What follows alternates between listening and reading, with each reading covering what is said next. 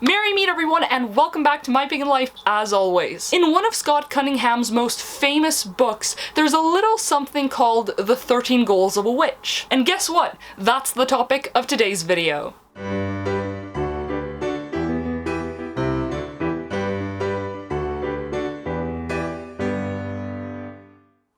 The so-called 13 Goals of a Witch is a list of goals that a witch can or should strive towards. It's not mandatory, but I personally find them very useful. Problem is, what do they really mean? I'm here to give you my take on the issue. Basically, the 13 Goals of a Witch as explained by me. Just a tiny disclaimer before we start though, there is no one way to view this list or these goals. What you're about to see is my examination of them. Basically my opinions, my insights, my thoughts, whatever. And with that out of the way, let's get to it. Number 1, know yourself. The more you understand about yourself, the more equipped you'll be for life. I've learned so much about myself over the years. I've learned that my learning style is visual rather than auditory. I know that I'm an introvert. I've also come to learn that when I feel hurt, I tend to become more angry than sad, and so on. Some of these things might seem insignificant, but these realizations really empower me. They give me the necessary insight in order to help me get to where I want to be in life, as well as my craft. Speaking of which, number 2 is know your craft. This point is important for the same reasons as that of the previous point. Knowing your craft gives you clarity, the clarity you need in order to achieve what you want to achieve with and in your craft. And if nothing else, it empowers me. Number 3, learn and grow. Learning and growth is both good and an important part of life. In terms of witchcraft, it's the foundation of it all. The fact is, if you don't grow and learn as a witch, then you won't get anywhere in your practice. And personally, the more I learn, the more I benefit from living this lifestyle. One of the best pieces of advice I've ever been given, and that I'm probably ever able to give, is quite simply, be open to learning. Open your mind. Number 4, apply knowledge with wisdom. As we've already established, knowledge is great, but so is wisdom. If you have knowledge, you have a library of facts and inspiration to pull from. But without wisdom, you lack the ability to contextualize that information and actually apply it to your life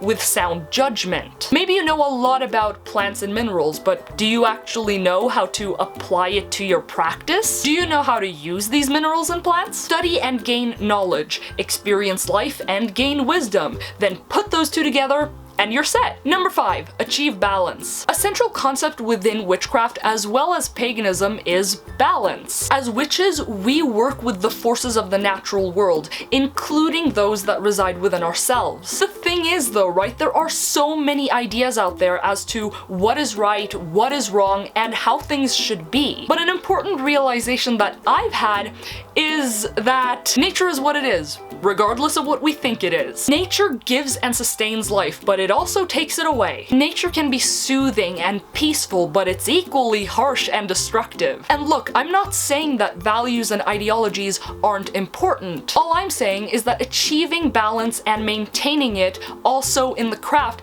is something that keeps me grounded and not just obsessed with lofty ideals. Number 6, keep your words in good order. Words have power, so spend them wisely. That's the short of it, basically. The way you speak and what you speak of, these can have a real impact, and they define you as both a witch and a person in general. Number 7, keep your thoughts in good order. Thoughts also have power, so be mindful of them. And don't get me wrong, you should be able to think whatever you wish to think. Your mind space is yours and yours alone. Just be careful what you wish for. Also, our thoughts and intentions are closely related. The more aligned they are, the more success you will have in spellcasting. Number 8, celebrate life. Life is great. I'm so grateful that I'm alive because that means I can explore this wonderful world. And I'm also genuinely grateful for all the life that surrounds me. Expressing this gratitude, appreciating what we have. Guys, celebrating life makes us happier people. At least that's how I experience it and how I think about it. Wicca and witchcraft made me a happier person because that's really what it is about. celebrating life. Ugh, I desperately need some water right now. Look at this adorable thing.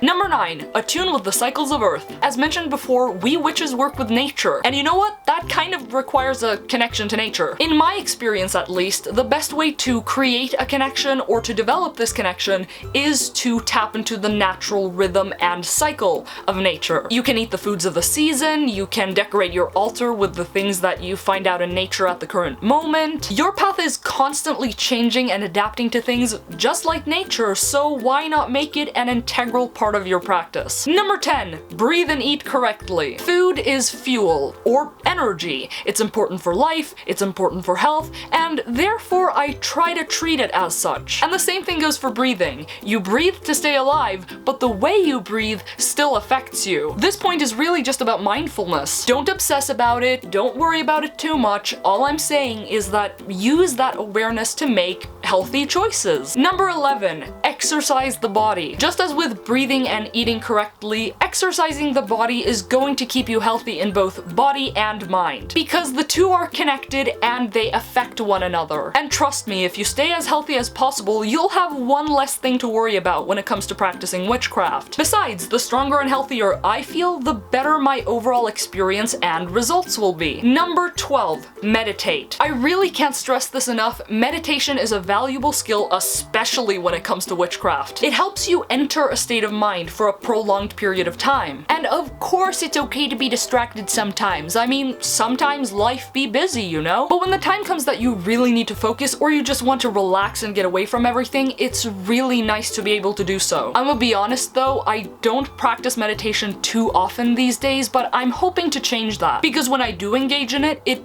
really helps my magical endeavors in the sense that it helps me stay in the needed state of mind in order to fulfill a particular purpose. And last, but certainly not least, is point number 13, which is honor the god and goddess. I sort of feel as if though this is the most relative point on this list, we can probably already agree that this point basically states that you should honor the god and goddess or whatever other divinity you work with and believe in. But there's something I feel like should be stated under this point, which is whether you believe in the god and goddess or not really doesn't matter. Maybe you're not a very spiritual type or you simply like to work with nature as is. In my opinion, the most important thing is to honor what you believe in and everything around you. I think that one of the greatest things about witchcraft is the understanding that we humans create our own path, but we are in no way gods. We are all just teeny tiny specks within the whole of nature and life. And my ultimate goal is to find my place in nature and basically live life as best I can. That takes an open mind, dedication, and humbleness. To me, this is truly the essence of it. And guys, those were the 13 goals of a witch as explained